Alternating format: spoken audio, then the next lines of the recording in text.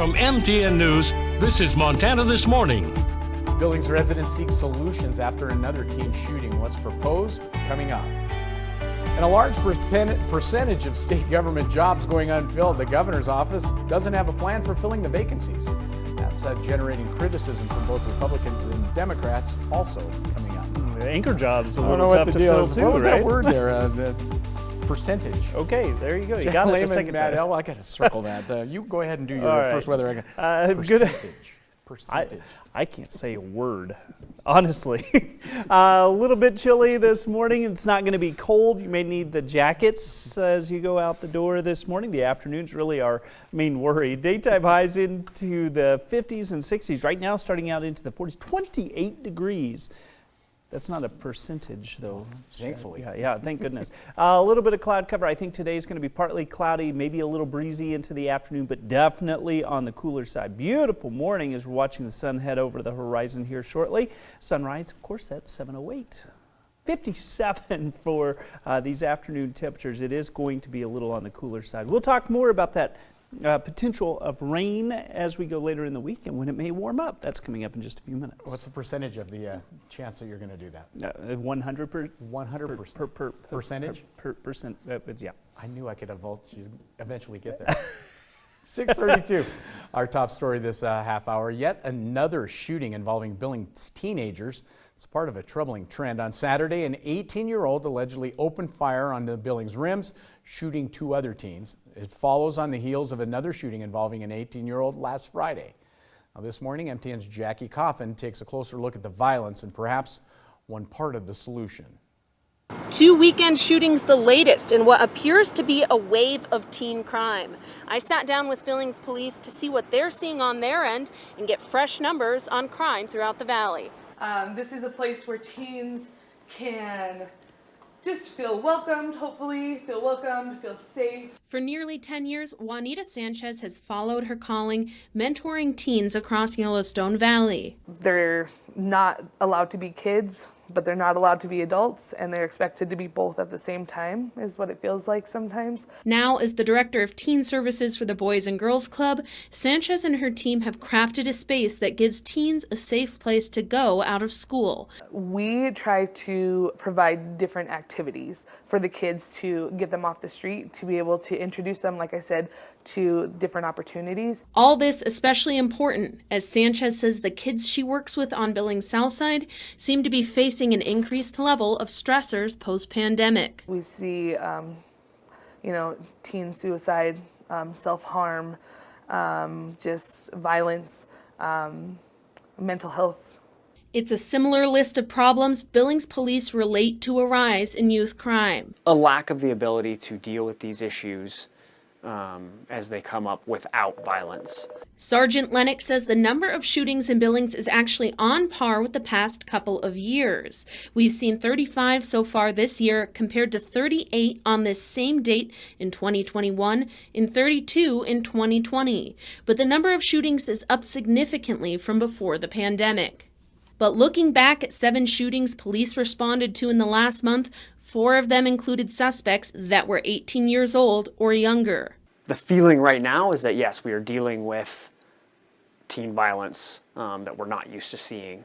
This combined with the recent arrest of 3 teenagers just last week in connection to the shooting death of 15-year-old Cohen Parker. For Sanchez, she hopes community support can rally more services for teens to keep them in constructive environments. I think that although Billings is a very supportive community and there are some resources, I just don't feel like there's enough resources for the amount of struggles that our teens and our community have. In Billings, Jackie Coffin, MTN News. 6:35 now. The Gianforte administration said last week that the number of Montanans working and the size of the labor force in Montana grew to an all-time high in August. More than 551,000 Montanans are employed, and just under 63% of the population part of the labor force.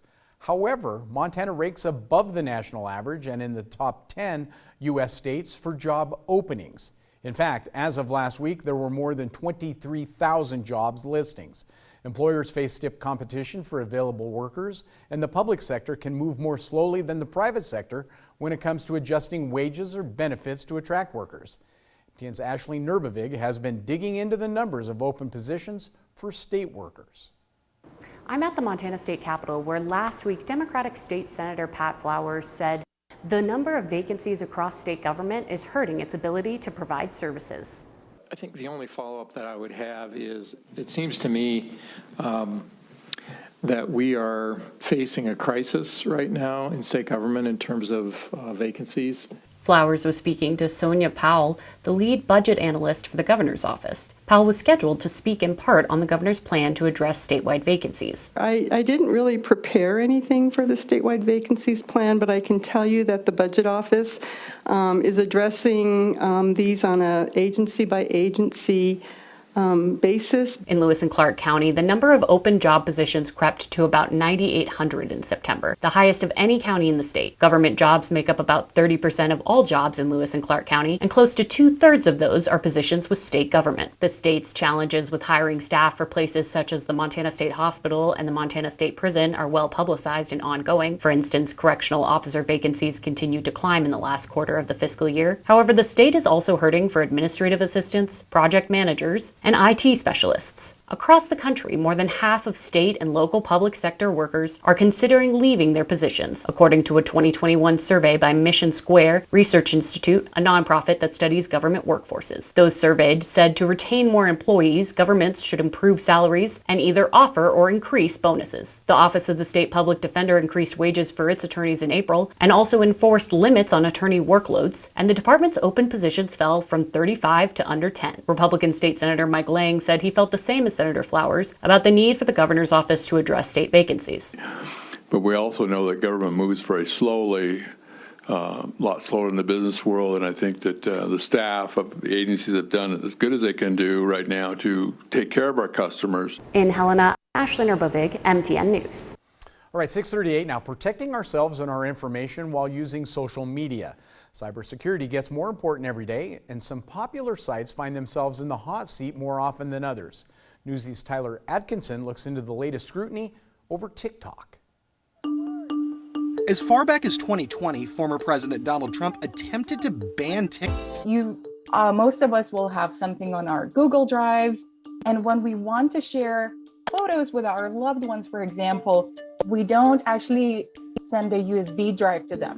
We just provide them with a link to our Google Drive folder, and thereby they can access the photos from there. There are some legitimate concerns that with some combination of otherwise private data, that the Chinese government could be building profiles about US persons, could be potentially tuning algorithms at various key points in the electoral cycles in the United States to try to influence voter behavior, for example. And we don't yet know exactly, how that data could be exploited. The other important question at hand here is whether TikTok collects more intrusive data than other social media companies. Any American platform with a bottom line based on utilizing users' personal data to serve ads could be collecting similar data. US social media platforms like Snapchat, then Facebook, now Meta, Instagram, Pinterest, all of these platforms